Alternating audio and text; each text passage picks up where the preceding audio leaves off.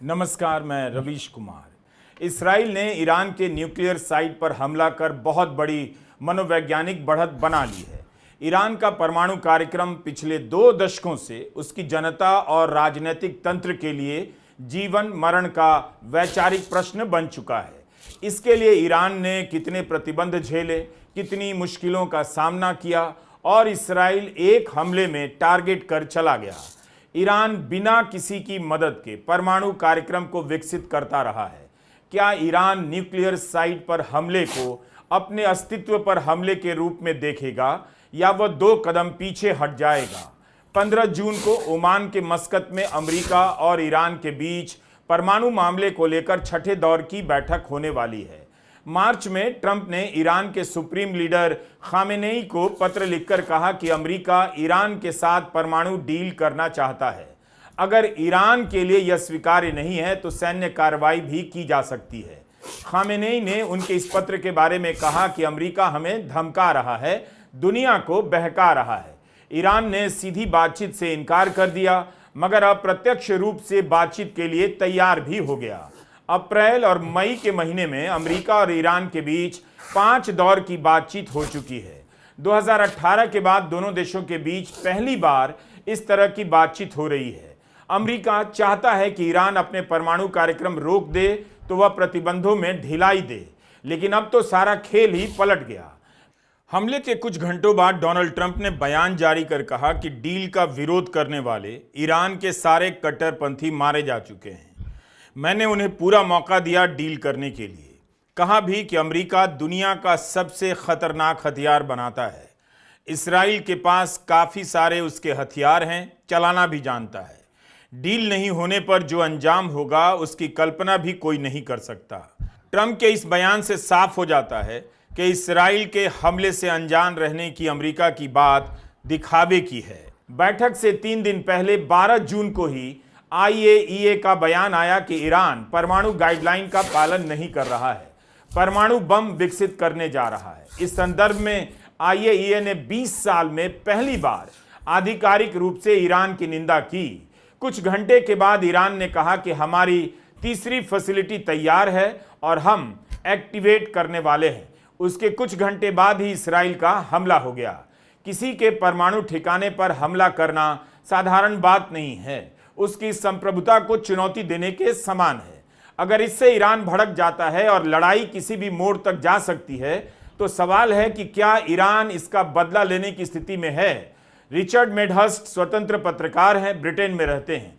उन्होंने एक्स पर लिखा है कि मैंने कई साल ईरान की परमाणु डील को कवर किया है। इस्राइल द्वारा परमाणु ठिकानों पर किए जाने वाले हमलों और अमेरिका और यूरोपियन संघ द्वारा अनगिनत बार डील के उल्लंघन के बाद भी ईरान ने जिस तरह का धैर्य दिखाया है वो हैरान करने वाला है।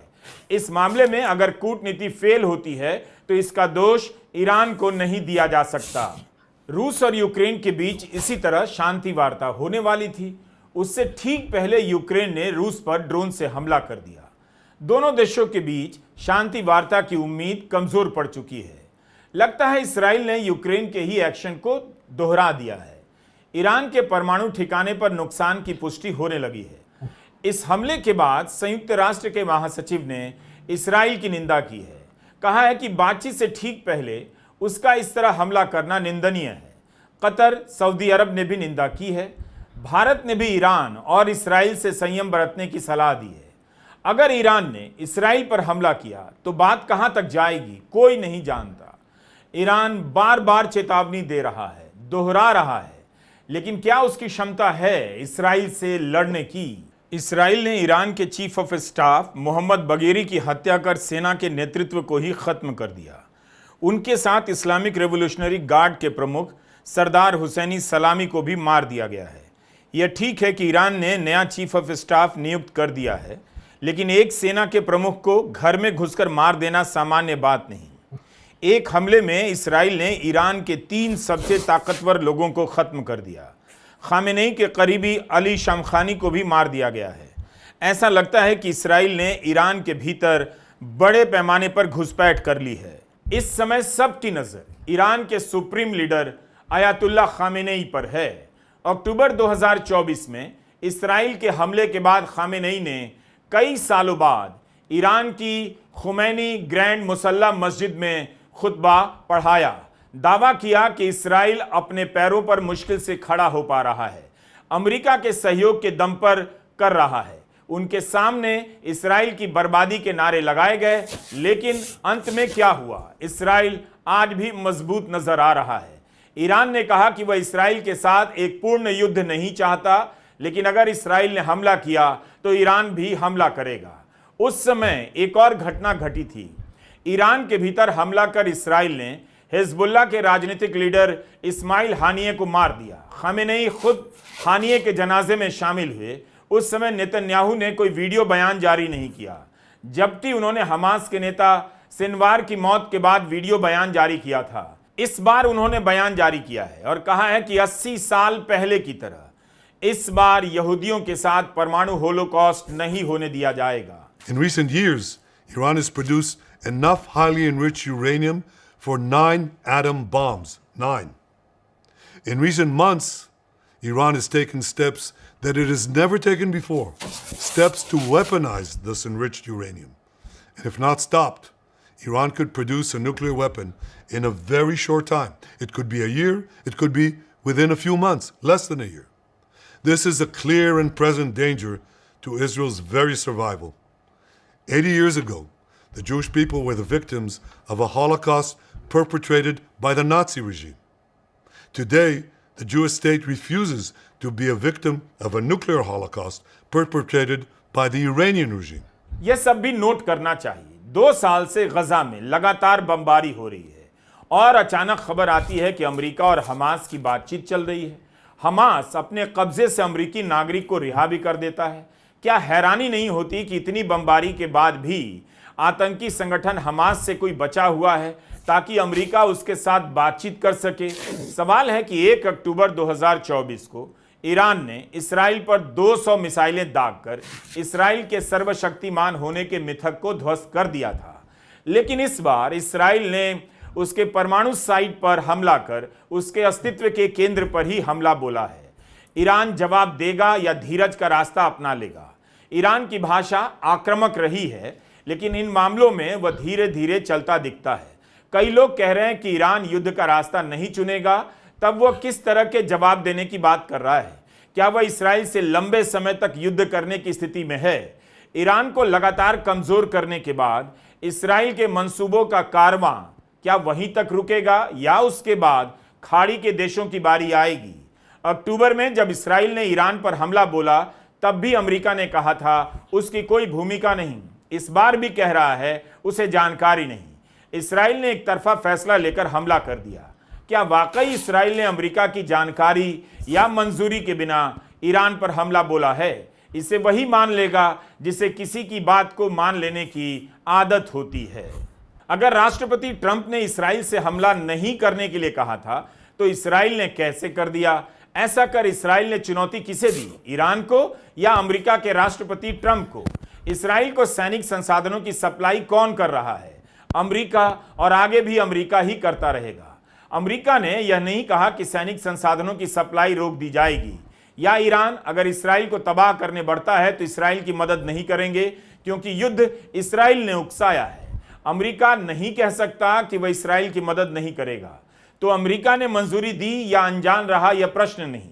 प्रश्न है कि इसराइल के साथ अमेरिका खड़ा है या नहीं। तो जवाब है खड़ा है। भारत और पाकिस्तान के बीच युद्ध रुकवाने का श्रेय लेते लेते ट्रंप थकते नहीं और इसराइल के हमले को लेकर अनजान बने रहने का बयान देकर किनारा कर लेना चाहते हैं। ट्रंप युद्ध रुकवाने के नाम पर चुनाव जीत कर आए। अमेरिकी सैनिकों को दूसरे देश के लिए जंग लड़ने के खिलाफ भाषण दिया करते थे, लेकिन तब क्या करेंगे अगर इसराइल के लिए मजबूर होकर ईरान के खिलाफ जंग में उतरना पड़ेगा? क्या ट्रंप इससे इनकार कर सकते हैं? अगर ट्रंप चाहते तो अमेरिका पर निर्भर इसराइल को नहीं रोक सकते थे? रोक सकते थे। दुनिया भर की जानकारी रखने वाले ट्रंप को इसराइल के बारे में पता नहीं था, कौन मान लेगा? अब नेताओं को कहानी बनाने की कोई जरूरत नहीं।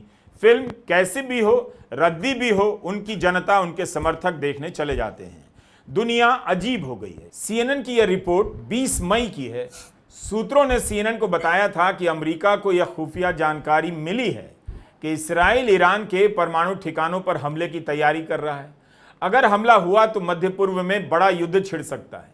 खबर छप रही है कि इस्राइल हमला करने वाला है। इस्राइल हमला कर भी देता है, लेकिन उसके बाद भी अमेरिका कहता है उसे पता नहीं था। शांति की बात करने वाले नेता युद्ध होते ही चुप्पी साध लेते हैं, दाएं एंड बाएं लुक करने लगते हैं। कोई पूछने वाला नहीं और रोकने वाला भी नहीं। अक्टूबर 2023 से लगातार एक छोटे से भूखंड पर हजारों टन बम बरसाने और लोगों को भूखमरी के कगार पर पहुंचाने के बाद भी ईरान के साथ लोहा लेने का फैसला अकेले नेतन्याहू का नहीं हो सकता, ना उनके पास इतनी ताकत होगी।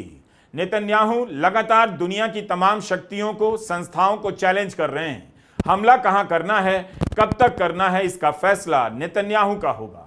उन पर कोई नियम लागू नहीं। बाकी देश उनके लिए हथियारों के सप्लायर बनकर रह गए हैं। तमाम दबावों और बातचीत के दौरान इस्राइल ऑपरेशन राइजिंग लायन नाम का हमला शुरू कर देता है। साफ है इस्राइल पर कोई ग्लोबल दबाव नहीं। नेतन्याहू ने राष्ट्रपति ट्रंप को बता दिया उनके पास इस हमले से अनजान बने रहने के अलावा कोई रास्ता नहीं। ट्रंप के पास इस्राइल का समर्थन करने, उसके साथ ईरान के खिलाफ युद्ध करने के अलावा कोई रास्ता नहीं बचा है। सऊदी अरब और कतर ने ईरान पर हमले की निंदा की है, लेकिन सभी को पता है अमेरिका किसके साथ जाएगा और खाड़ी के देशों को किसके साथ जाना पड़ेगा। इस्राइल के हमले के बाद अमेरिका बगदाद और अन्य इलाकों से कुछ कर्मचारियों को वापस बुलाने लगा है। 2 दिन पहले ही मध्य पूर्व में अपने दूतावासों को सतर्क कर रहा था, खाली करने का निर्देश दे रहा था। तब ट्रंप ने पर्याप्त इशारा कर ही दिया था कि इस्राइल क्या करने वाला है। साफ है ट्रंप जानते हुए भी इस्राइल को नहीं रोक पाए। ट्रंप कहते हैं कि परमाणु हथियार हासिल करने की उम्मीद छोड़ देनी चाहिए। उनका यह बयान इस्राइल के हमले को ही मंजूरी दे रहा है। अमेरिका के पास इस्राइल के साथ खड़े होने के अलावा कोई रास्ता नहीं बचा है। हमले से मात्र 2 घंटे पहले ट्रंप द्वारा सोशल मीडिया प्लेटफॉर्म ट्रुथ पर एक पोस्ट लिखा गया।